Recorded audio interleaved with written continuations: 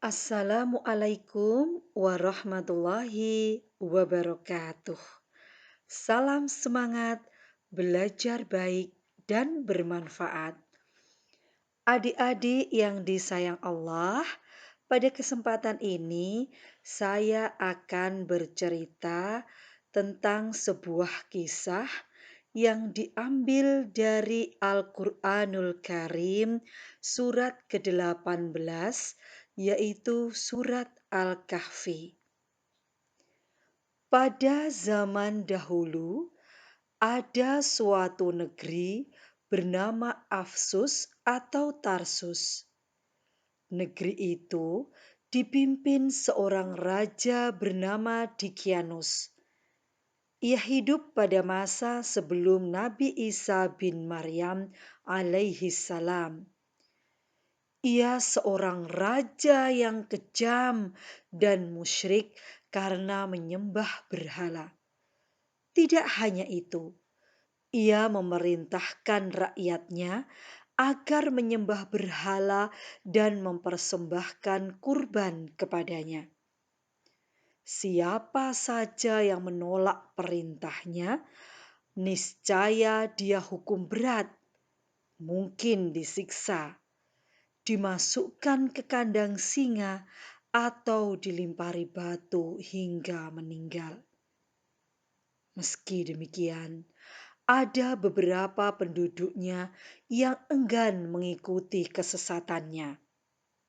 Mereka adalah sejumlah pemuda yang Allah karuniakan nikmat iman yang kuat, sehingga mereka bisa membedakan yang benar dan yang salah, yang menyelamatkan hidup mereka di dunia dan di akhirat.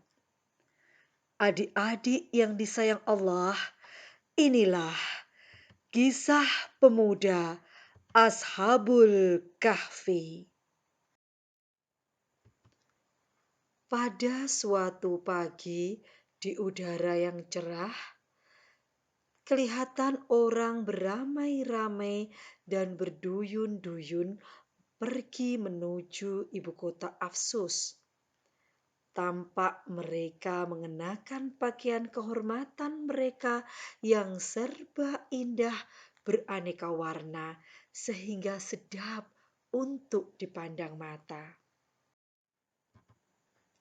Rupanya pada hari itu, penduduk negeri Afsus merayakan hari raya mereka yang terjadi setahun sekali.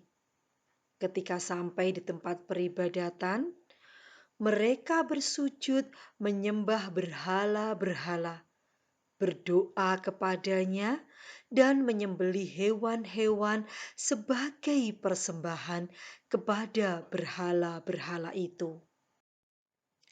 Di tengah-tengah hiruk-pikuk perayaan itu, seorang pemuda menyingkir dari keramaian.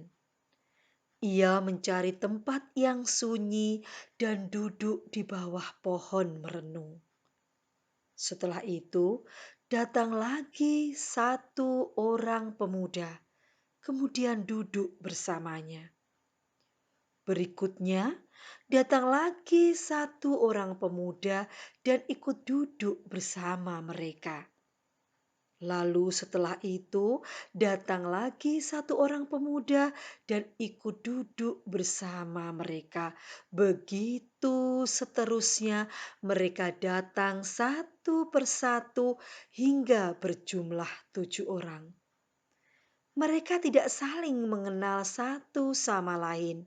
Yang mempertemukan mereka di sana adalah hati mereka yang menyatu di atas iman kepada Allah Subhanahu wa Ta'ala.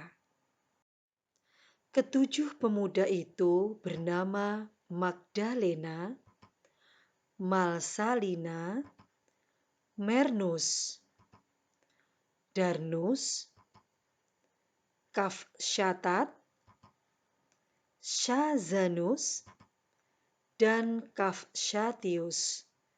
Bila dilihat dari nama-nama mereka, kelihatannya ketujuh orang ini merupakan bangsa Yunani. Masing-masing pemuda itu tidak mengetahui bahwa mereka sama-sama beriman kepada Allah Subhanahu wa Ta'ala. Mereka menyembunyikan iman karena takut resikonya yang berat.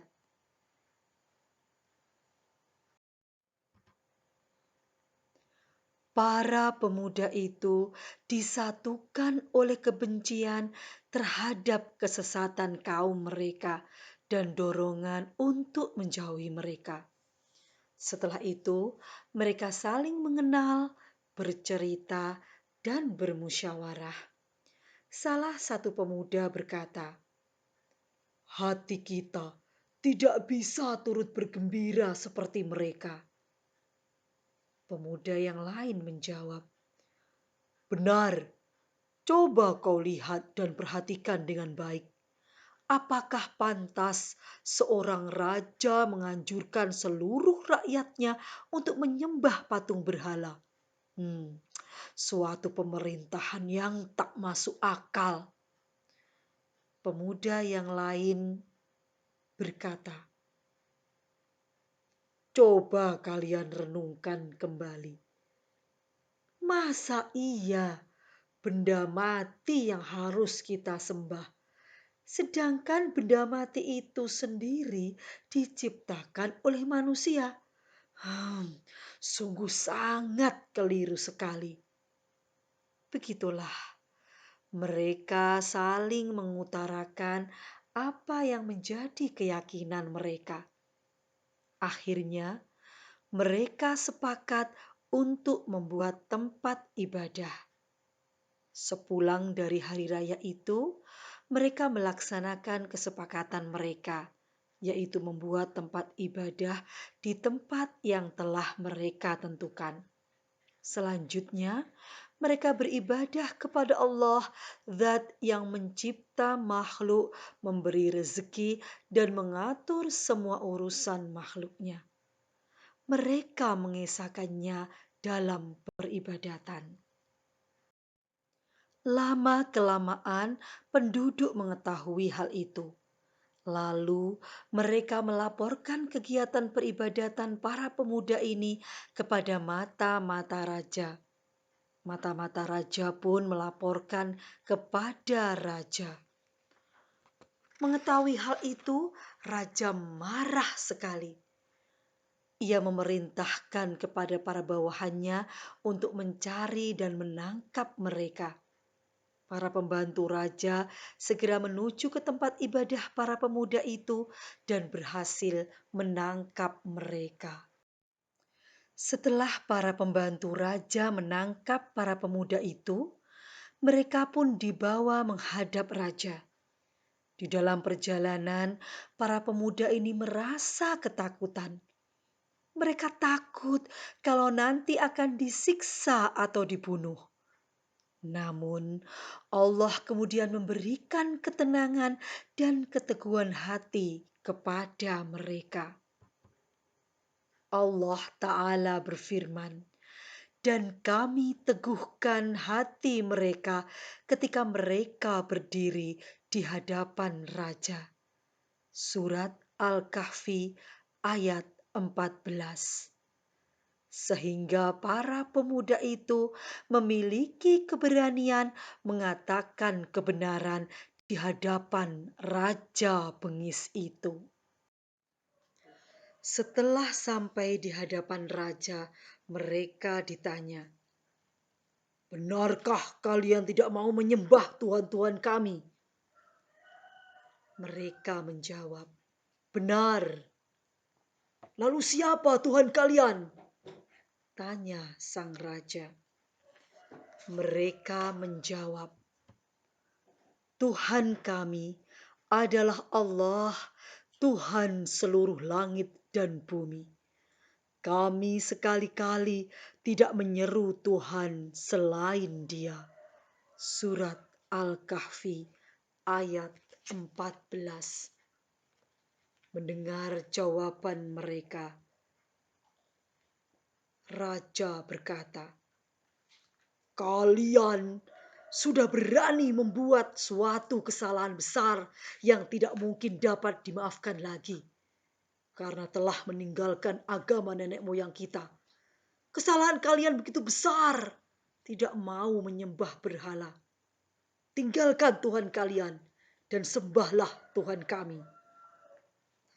Salah satu pemuda itu berkata, kami tidak akan menyembah Tuhan yang dibuat oleh manusia. Pemuda yang lain menyaut, kami tidak akan menyembah Tuhan yang tidak bisa mendatangkan manfaat dan mara bahaya. Raja dan para pembesarnya terkejut mendengar jawaban pemuda itu. Namun mereka tidak bisa membantah perkataan pemuda itu. Setelah itu raja berkata, sekarang aku beri waktu kepada kalian untuk berpikir matang-matang dan mau kembali memeluk agama nenek moyang kita, menyembah kepada berhala-berhala itu. Dan jika kalian masih bersikeras juga dengan pendirian kalian, maka dengan terpaksa sekali aku akan menjatuhkan hukuman mati kepada kalian semua. Mengerti? Para pemuda itu pun kemudian dilepaskan untuk mempertimbangkan sikap. Demikianlah, dengan rahmat Allah, mereka tidak langsung dipenjara dan disiksa. Setelah mendengar perkataan raja yang demikian itu, lalu mereka pun mohon diri meninggalkan istana. Akan tetapi, mereka tidak terus pulang ke rumah masing-masing, melainkan pergi menuju luar kota ke tempat yang sunyi untuk berdiskusi lagi. Itulah mereka, pemuda-pemuda yang terkenal riwayatnya di dalam kitab suci Al-Quran sebagai pemuda-pemuda Ashabul Kahfi. Setelah bermusyawarah, akhirnya dihasilkan keputusan bahwa mereka akan melarikan diri menuju ke sebuah tempat yang aman dari kejaran Raja Dikianus. Kemudian mereka kembali ke rumah masing-masing untuk membawa perbekalan. Akhirnya, ketujuh pemuda itu berangkat meninggalkan kota tempat tinggal mereka. Kepergian mereka ditemani seekor anjing milik salah satu dari mereka.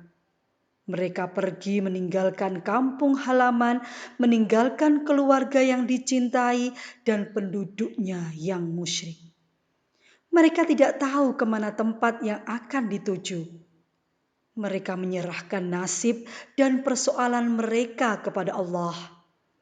Allah memberikan tambahan iman kepada mereka.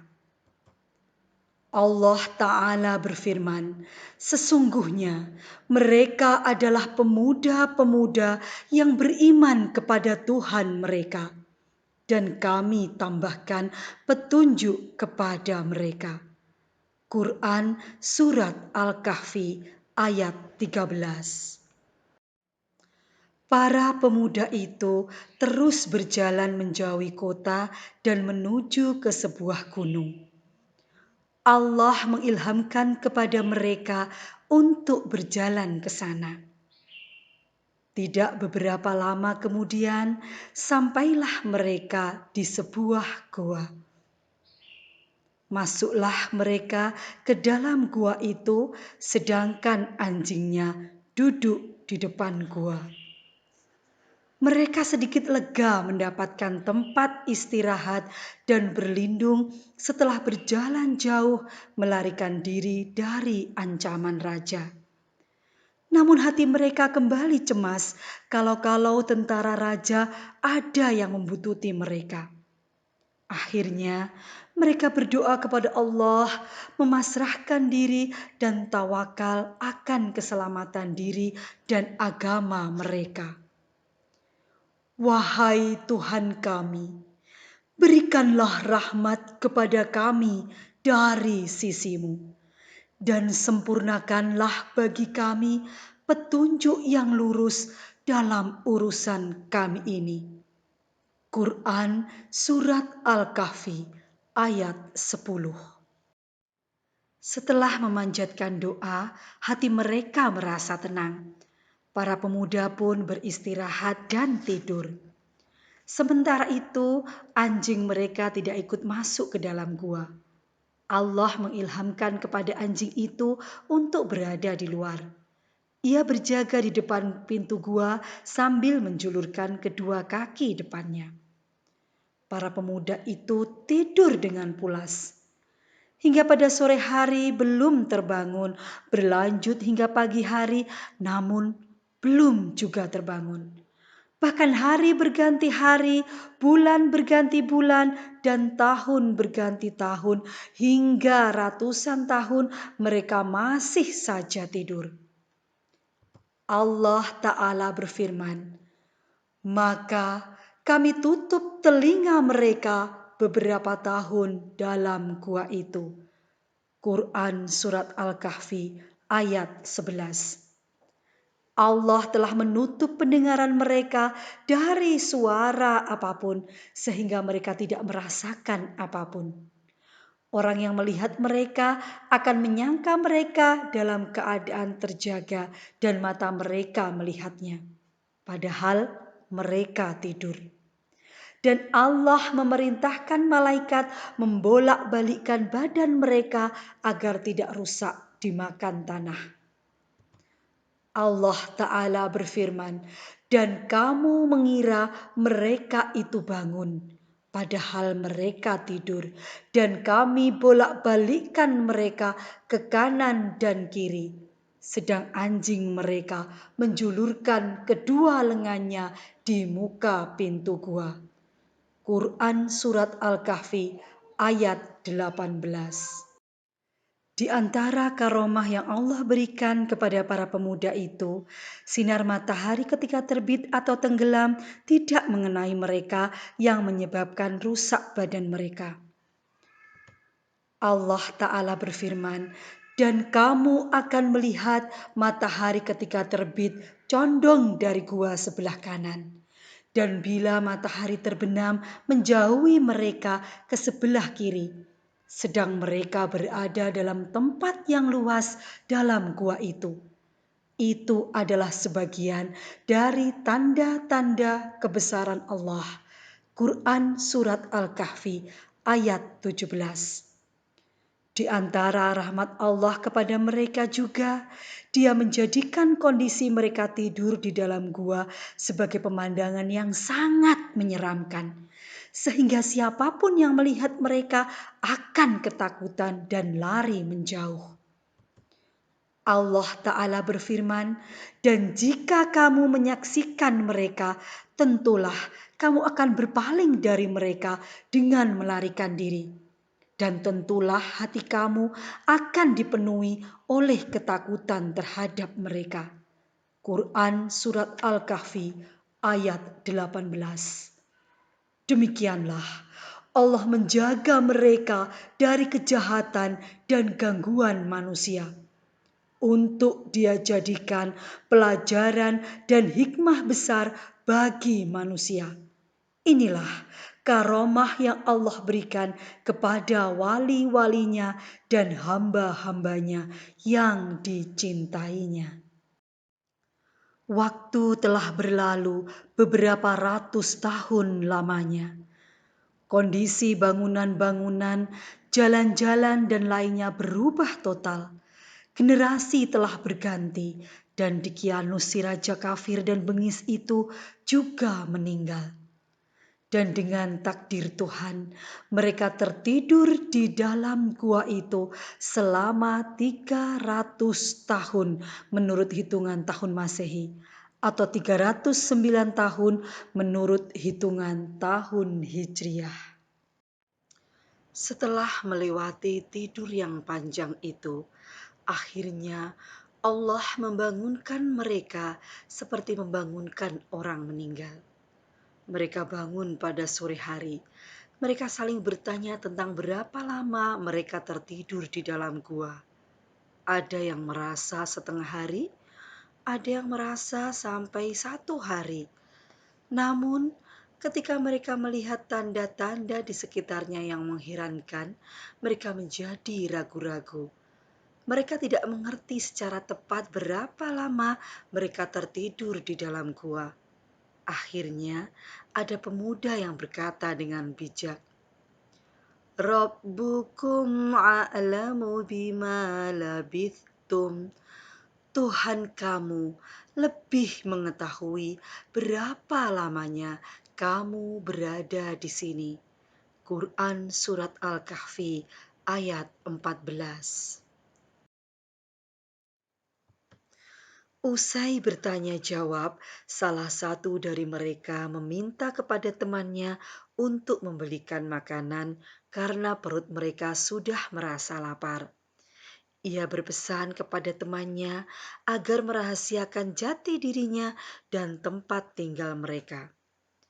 Lalu, salah satu dari mereka berangkat ke kota untuk membeli makanan. Tetapi sesampainya di kota, ia menjadi terheran-heran melihat keadaan yang sudah berubah. Setelah sampai di sebuah warung, pemuda itu lalu membeli beberapa makanan. Si penjual pun membungkusnya dan memberikan kepada pemuda itu. Pemuda itu lalu menyodorkan uangnya.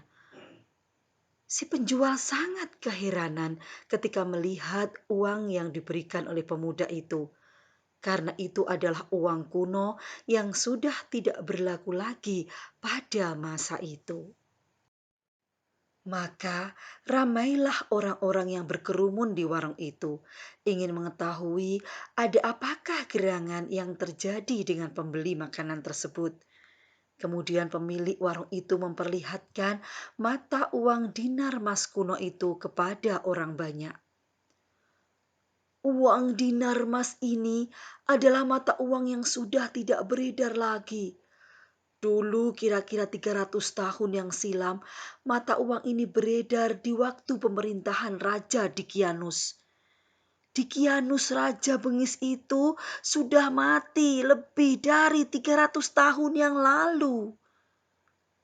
Mendengar kata-kata itu, kerongkongan pemuda seakan tersumbat sesuatu.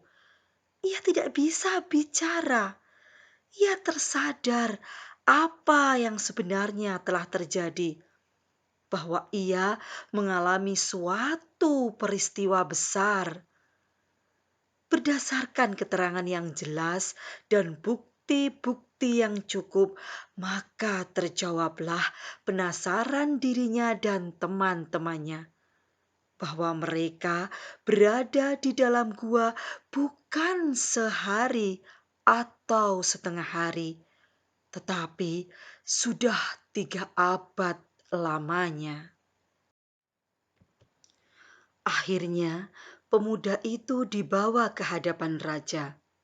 Pemuda itu tidak tahu bahwa zaman telah berganti hingga beberapa generasi.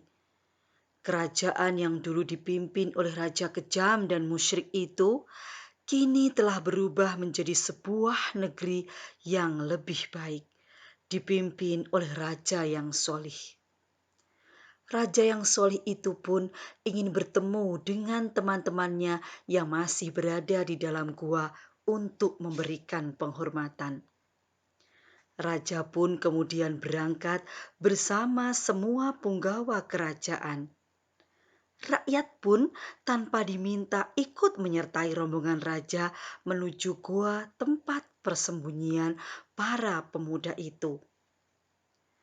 Ketika sesampainya di dalam gua, pemuda itu lalu menceritakan kejadian yang sebenarnya yang sedang ia dan sahabat-sahabatnya alami. Mendengar cerita teman mereka ini, mereka sangat terkejut. Masya Allah, mereka telah mengalami peristiwa yang sangat luar biasa.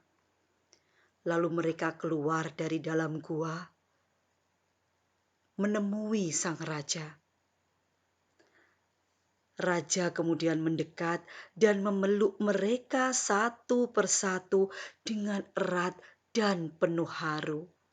Raja pun meminta mereka untuk tinggal di dalam istana.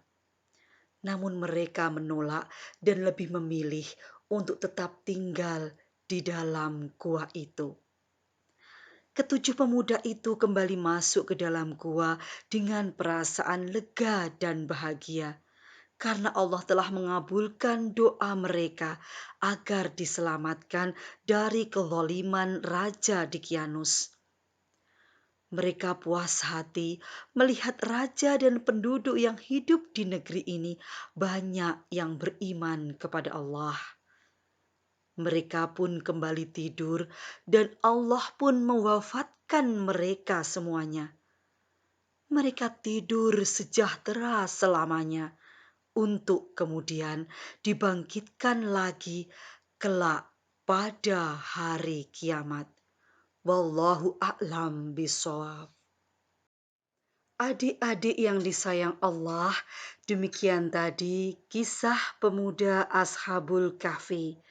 Dari kisah tersebut dapat kita ambil hikmah atau keteladanan.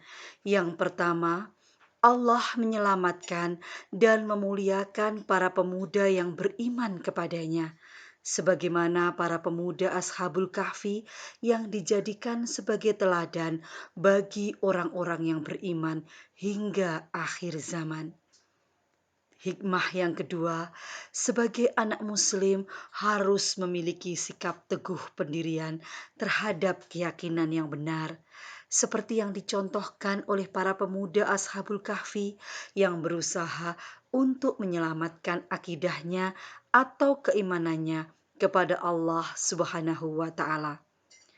Dan hikmah yang ketiga, kita harus yakin bahwa orang yang beriman akan selalu mendapat perlindungan dari Allah Subhanahu wa Ta'ala. Untuk mengetahui pemahaman adik-adik terhadap kisah di atas, silakan adik-adik dapat menjawab pertanyaan-pertanyaan berikut.